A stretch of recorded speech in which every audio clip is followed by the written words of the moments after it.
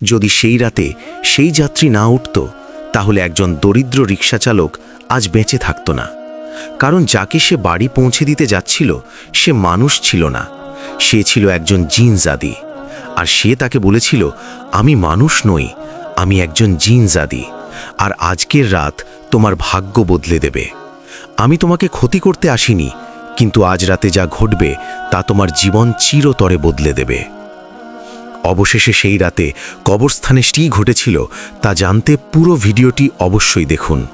প্রিয় বন্ধুরা, আজকের গল্পটি শুধু ভালোবাসার নয়, এটি ধৈর্য, ভাগ্য এবং এমন একটি রহস্যের গল্প যা শুনে আপনার লোম খাড়া হয়ে যাবে। ভিডিওটি শেষ পর্যন্ত অবশ্যই দেখবেন, কারণ গল্প যত এগোবে সত্য ততটাই ভয়ঙ্কর এবং হৃদয়স্পর্শী হতে থাকবে। একটি ছোট শহরের সরু গলিতে থাকত একজন দরিদ্র রিকশাচালক আমান। আমানের বয়স ছিল প্রায় 24 বছর। রোগা, পাতলা, শ্যামলা চেহারার, কিন্তু চোখে ছিল সততা। তার নিজের বাড়ি ছিল না, কোনো সঞ্চয়ও ছিল না, শুধু একটি পুরনো রিকশা আর একজন অসুস্থ মা। ফজরের নামাজ পড়ে সে প্রতিদিন বেরিয়ে যেত, সারা দিন পরিশ্রম করত। কেউ বেশি ভাড়া দিলে আল্লাহর শুকরিয়া আদায় করত, কেউ কম দিলেও হেসে দিত। তার মা প্রায়ই বলতো, বেটা, দারিদ্র্য খারাপ নয়, খারাপ হলো ভুল পথে চলা। আর আমান কখনো ভুল পথ বেছে নেয়নি। কিন্তু সে কি জানত যে তার ভাগ্যে এমন কিছু লেখা আছে যা মানুষের জগতের বাইরে? সেই রাতে আকাশ কালো ছিল, জোরে বাতাস বইছিল, বিদ্যুৎ চমকাচ্ছিল, বৃষ্টির ফোঁটা রাস্তা ভিজিয়ে দিচ্ছিল। আমান ভাবল, আজ হয়তো শেষ যাত্রীও পাওয়া যাবে না। সে রিকশা ঘুরিয়ে বাড়ি ফিরছিল, হঠাৎ সে রাস্তার কোণে একটি মেয়েকে দাঁড়িয়ে থাকতে দেখল। সাদা পোশাক, লম্বা খোলা চুল এবং মুখে এক অদ্ভুত জ্যোতি। সে একেবারেই ভিজছিল না, অথচ চারপাশে বৃষ্টি হচ্ছিল। আমান রিকশা থামালো। বোন, কোথায় যাবেন? মেয়েটি ধীরে ধীরে তার দিকে তাকালো। তার চোখ গভীর, যেন কোনো রহস্য লুকিয়ে আছে। সে খুব ধীর কণ্ঠে বলল, পুরনো কবরস্থানের কাছে। আমানের হাত কাঁপতে লাগল। কবরস্থান? সেই জায়গার নাম শুনে শহরের লোকেরাও রাতে যেত না, বলতো সেখানে অদ্ভুত আওয়াজ আসে। কিন্তু আমান নিজেকে সামলে নিল। ঠিক আছে, বসুন। মেয়েটি চুপচাপ রিকশায় বসে পড়ল। সারা রাস্তা অদ্ভুত নীরবতা ছিল। সে কিছু বলছিল না, আমানও না, কিন্তু তার বারবার মনে হচ্ছিল যেন কেউ তাকে দেখছে। কিছুক্ষণ পর আমান সাহস করে জিজ্ঞেস করল, আপনি এত রাতে ওখানে কেন যাচ্ছেন? মেয়েটি উত্তর দিল, প্রত্যেককে তার অতীতের মুখোমুখি হতে হয়। আমান বুঝতে পারল না। যখন তারা কবরস্থানের কাছে পৌঁছালো, তখন হঠাৎ বাতাস আরো জোরে বইতে লাগলো, গাছপালা দুলতে লাগলো। আমান রিকশা থামালো। এসে গেছি। মেয়েটি নেমে গেল, কিন্তু আমান যেই ভাড়া চাইতে পেছনে ফিরল, সে অদৃশ্য হয়ে গেল। হ্যাঁ, একেবারে অদৃশ্য। আমানের শ্বাস বন্ধ হয়ে গেল। সে চারপাশে তাকালো। কোনো পায়ের শব্দ নেই, কোনো ছায়া নেই, শুধু দূরে একটি কবরের কাছে হালকা নীল আলো জ্বলছিল। তার বুক দ্রুত ধড়ফড় করতে লাগলো। ইয়া আল্লাহ, এটা কি? সে ধীরে ধীরে সেই আলোর দিকে এগিয়ে গেল এবং যা দেখল তা দেখে তার আত্মা কেঁপে উঠল। সেই একই মেয়ে, কিন্তু এখন তার চারপাশে নীল আভা ছিল। তার চোখ মানুষের মতো লাগছিল না। আমান পিছিয়ে গেল। আপনি কে? মেয়েটি হাসল। ভয় পেও না আমান, আমি তোমার ক্ষতি করব না। আমান অবাক হয়ে গেল। আপনি আমার নাম জানলেন কিভাবে? মেয়েটি বলল, কারণ আমি তোমাকে অনেক আগে থেকেই দেখছি। তার কণ্ঠে এক অদ্ভুত শান্তি ছিল। আমি মানুষ নই। আমানের পায়ের নিচের মাটি সরে গেল। তাহলে আপনি কি? কিছুক্ষণ নীরব থাকার পর সে বলল, আমি একজন জিনজাদি। বিদ্যুৎ চমকে উঠল। আমানের বুক যেন ছিঁড়ে বেরিয়ে আসবে। সে পালাতে চাইছিল, কিন্তু তার পা যেন জমে গিয়েছিল। ভয় পেও না, সে আবার বলল, আমি খারাপ নই। তাহলে আমার কাছে কেন এসেছো? আমান কাঁপতে কাঁপতে জিজ্ঞেস করল। জিনজাদি তার চোখে তাকালো। কারণ তুমি আলাদা। তুমি কখনো কারো মন খারাপ করনি। তোমার মায়ের সেবা, তোমার নামাজ, তোমার সততা। আমানের চোখে জল এসে গেল। আমি তো শুধু একজন দরিদ্র মানুষ, জিনজাদি ধীরে ধীরে বলল, আর আমি তোমার প্রেমে পড়েছি। আমান স্তব্ধ হয়ে গেল। প্রেম? বাতাস থেমে গেল, যেন পুরো কবরস্থান সেই মুহূর্তটি শুনছিল। হ্যাঁ আমান, আমি তোমাকে অনেক মাস ধরে দেখছি। তোমার সরলতা, তোমার ধৈর্য, তোমার ঈমান। আমানের বুক ধড়ফড় করছিল। কিন্তু এটা ভুল। মানুষ আর জিনজাদির চোখে হালকা বিষণ্ণতা দেখা গেল। আমি জানি আমাদের পৃথিবী আলাদা, কিন্তু হৃদয় তো একই, তাই না? হঠাৎ দূর থেকে এক অদ্ভুত আওয়াজ এলো, যেন অন্য কেউ উপস্থিত আছে।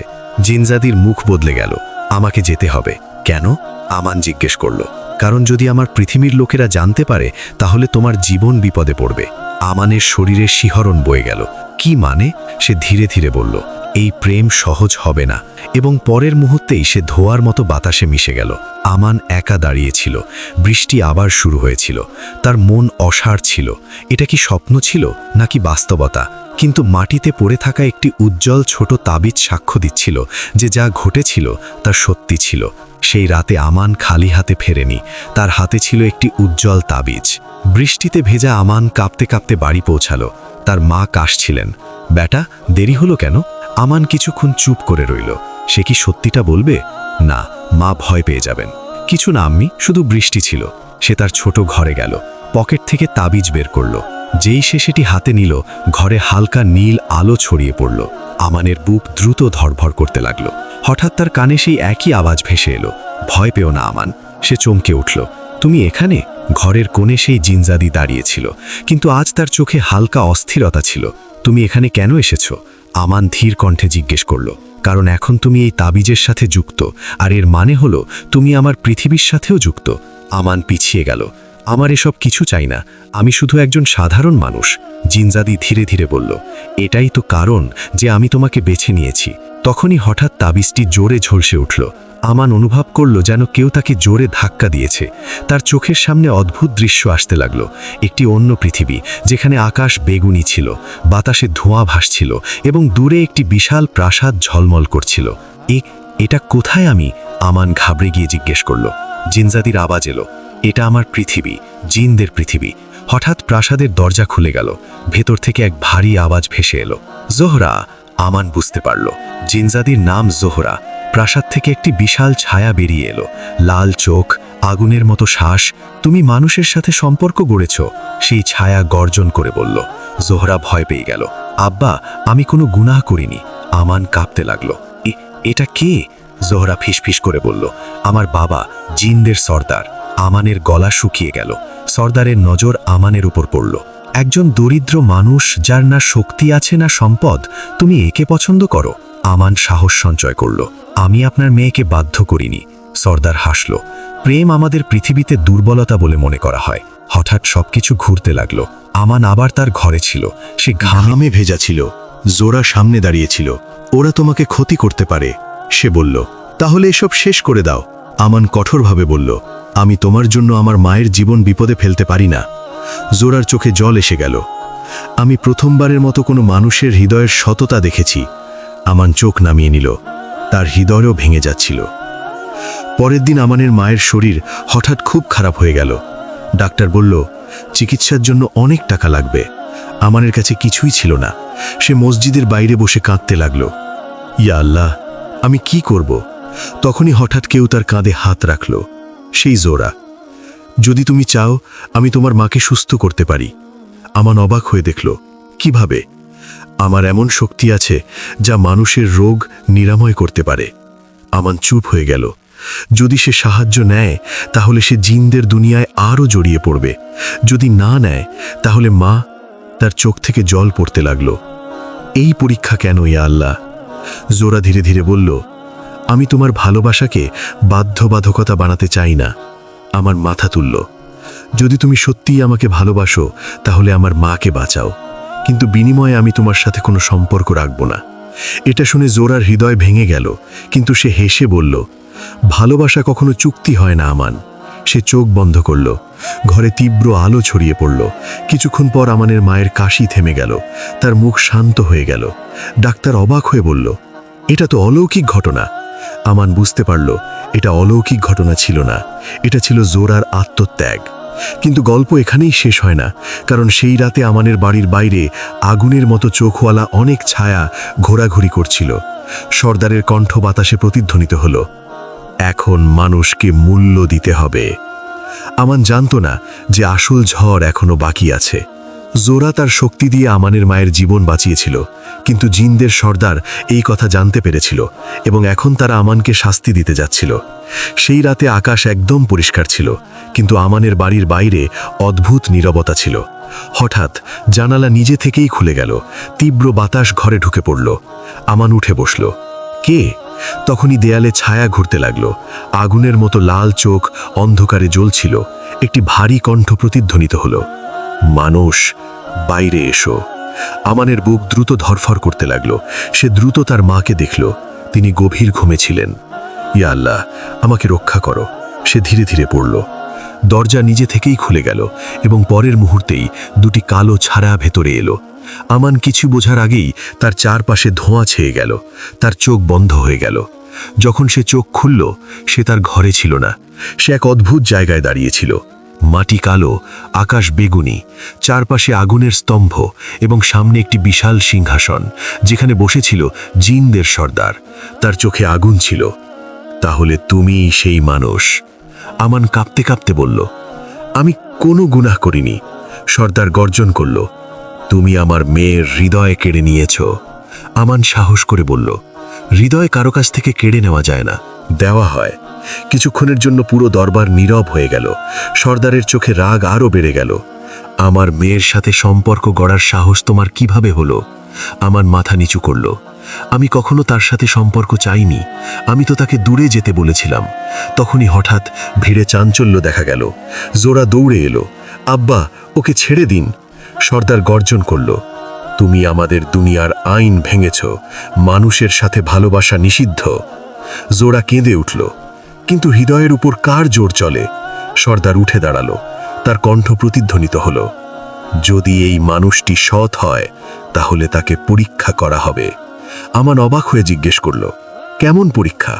সর্দার হাত তুলল। হঠাৎ মাটি ফেটে গেল, নিচে ছিল আগুনের সমুদ্র। যদি তুমি সত্যিই আমার মেয়েকে ভালোবাসো না, তাহলে এই আগুনে ঝাঁপ দাও। জোরা চিৎকার করে উঠল, না। আমান স্তব্ধ ছিল। যদি সে ঝাঁপ দেয় তাহলে সে মারা যাবে, যদি না ঝাঁপ দেয় তাহলে জোরা চিরতরে তার কাছ থেকে দূরে চলে যাবে। সে চোখ বন্ধ করল। তার মায়ের মুখ মনে পড়ল, তাদের কথা। বেটা, সততা থেকে কখনো ভয় পেও না। আমান ধীরে ধীরে বলল, যদি আমার মৃত্যুতে জোরার জীবন সহজ হয়ে যায় তাহলে আমি প্রস্তুত। জোরা কেঁদে কেঁদে তার সামনে এলো। তুমি এমন কেন করছো? আমান হালকা হাসির সাথে বলল, কারণ ভালোবাসা পাওয়ার নাম নয়, আত্মত্যাগের নাম। পুরো দরবার স্তব্ধ হয়ে গেল। আমান আকাশের দিকে তাকালো, ইয়া আল্লাহ, যদি আমি ভুল হই তাহলে আমাকে ক্ষমা করো। এবং সে আগুনের দিকে এগিয়ে গেল। কিন্তু যেই সে ঝাঁপ দিতে যাচ্ছিল, হঠাৎ তাবিজটি ঝলসে উঠল। তীব্র সাদা আলো পুরো দরবারে ছড়িয়ে পড়ল। আগুন শান্ত হয়ে গেল। সর্দার পিছিয়ে গেল। একজন বৃদ্ধ জিনের কণ্ঠ প্রতিধ্বনিত হল, এই মানুষটি সৎ। পুরো পরিবেশ বদলে গেল। সর্দারের চোখে প্রথমবারের মতো বিস্ময় দেখা গেল। এতে লোভ নেই, ভয় নেই, শুধু সততা আছে। জোরা অশ্রুসিক্ত চোখে আমানকে দেখল। সর্দার ভারী কণ্ঠে বলল, মানুষ, তুমি পরীক্ষায় সফল হয়েছ। আমান স্বস্তির নিঃশ্বাস ফেলল। কিন্তু সর্দার আরও বলল, একটি শেষ সিদ্ধান্ত বাকি আছে। পুরো দরবার আবার নীরব হয়ে গেল। হয় তুমি তোমার দুনিয়ায় ফিরে যাবে এবং আমার মেয়ে তোমাকে চিরতরে ভুলে যাবে, অথবা তুমি আমাদের দুনিয়ায় থাকবে কিন্তু কখনো তোমার মায়ের সাথে দেখা করতে পারবে না। এটা শুনে আমানের পায়ের নিচের মাটি সরে গেল। একদিকে মা, অন্যদিকে জোরা। তার চোখ থেকে জল পড়তে লাগলো। জোরা ধীরে ধীরে বলল, আমি তোমাকে বাধ্য করব না। আমান আকাশের দিকে তাকালো, ইয়া আল্লাহ, এটা কেমন পরীক্ষা? বন্ধুরা, এখন গল্প তার সবচেয়ে বড় মোড়ে। আমান কি তার মাকে ছেড়ে দেবে? জোরা কি তার ভালোবাসা ত্যাগ করবে? নাকি এমন কোনো পথ বের হবে যা কেউ কল্পনাও করেনি? জিনদের দরবার নীরব ছিল। বেগুনি আকাশের নিচে সবার চোখ আমানের দিকে ছিল। সর্দারের ভারী কণ্ঠ প্রতিধ্বনিত হল, সিদ্ধান্ত নাও মানুষ, তোমার দুনিয়া নাকি আমাদের দুনিয়া? জোরার চোখ থেকে জল ঝরছিল। সে কিছুই বলছিল না। আমানের বুক দ্রুত ধরফর করছিল। সে চোখ বন্ধ করল। তার মায়ের সেই দুর্বল হাসি, তার হাতের দোয়া, তার কণ্ঠ মনে পড়ল। বেটা, মায়ের চেয়ে বড় পৃথিবীতে আর কিচ্ছু হয় না। আমানের চোখ থেকে জল গড়িয়ে পড়ল। সে ধীরে ধীরে বলল, আমি আমার মাকে ছাড়তে পারবো না। পুরো দরবার স্তব্ধ হয়ে গেল। জোরার শ্বাস বন্ধ হয়ে গেল। কিন্তু আমান আরও বলল, আমি জোরাকেও হারাতে চাই না, কিন্তু যদি আমার কারণে তাকে তার দুনিয়া থেকে আলাদা হতে হয় তাহলে এই ভালোবাসা স্বার্থপর হবে। জোরা কেঁদে কেঁদে বলল, ভালোবাসা স্বার্থপর হয় না। আমান তার দিকে তাকালো। ভালোবাসা পাওয়ার নাম নয়, সঠিক জিনিস বেছে নেওয়ার নাম। সর্দার মনোযোগ দিয়ে সব শুনছিল। তাহলে তুমি তোমার মাকে বেছে নাও, সে জিজ্ঞেস করল। আমার মাথা নিচু করল। হ্যাঁ। পরিবেশ ভারী হয়ে গেল। জোরা চোখ মুছে হাসার চেষ্টা করল। আমি খুশি যে তুমি সঠিক জিনিস বেছে নিয়েছ। হঠাৎ সর্দার উঠে দাঁড়ালো। তার কণ্ঠ আগের চেয়ে আলাদা ছিল। মানুষ, তুমি আবার নিজেকে প্রমাণ করেছ। আমান অবাক হয়ে উপরে দেখল। যে ছেলে তার মায়ের জন্য ভালোবাসা ছাড়তে পারে, সে আমাদের দুনিয়াতেও সম্মানের যোগ্য। হঠাৎ আকাশ থেকে তীব্র আলো নেমে এলো। তাবিজ আবার ঝলসে উঠল। সর্দার হাত তুলল। আজ থেকে আমাদের দুনিয়া এবং তোমার দুনিয়ার মধ্যে একটি নতুন পথ তৈরি হবে। দরবারে চাঞ্চল্য দেখা গেল। জোরা মানুষের দুনিয়ায় থাকবে না, কিন্তু তাকে অনুমতি দেওয়া হবে যে সে প্রতি শুক্রবার রাতে তোমার সাথে দেখা করতে পারবে। আমানের চোখে আশার ঝলক দেখা গেল। এবং তুমি মানুষ, আমাদের দুনিয়ায় কখনো বন্দী থাকবে না। তোমার ভালোবাসার উপর কোনো শাস্তি হবে না। জোরা কেঁদে কেঁদে আমানের কাছে এলো। এটা সত্যি, সর্দার গম্ভীর কণ্ঠে বলল। কিন্তু একটি শর্ত আছে। দুজনেই একসাথে বলল, কি? তোমাদের দুজনের সম্পর্ক পবিত্র থাকবে। দুনিয়া জানবে না, কোনো গুনাহ হবে না। আমান দ্রুত বলল, আমি প্রতিশ্রুতি দিচ্ছি। জোরাও মাথা নিচু করল। হঠাৎ সবকিছু ঝাপসা হতে লাগলো। আমান অনুভব করল যেন সে পড়ে যাচ্ছে। যখন সে চোখ খুলল, সে তার ঘরে ছিল। সকালের আজানের আওয়াজ প্রতিধ্বনিত হচ্ছিল। তার মা রান্নাঘরে ছিল। আমান বেটা, উঠে গেছ? সে দৌড়ে মায়ের কাছে গেল। তার হাতে চুমু খেল। মা অবাক হয়ে জিজ্ঞেস করল, কি হয়েছে? আমান হাসল। কিছু না আম্মি, শুধু আল্লাহর শুকরিয়া আদায় করছি। সেই দিনের পর আমানের জীবন বদলে গেল। তার রিকশায় বরকত আসতে লাগলো। কম পরিশ্রমে বেশি আয় হতে লাগলো।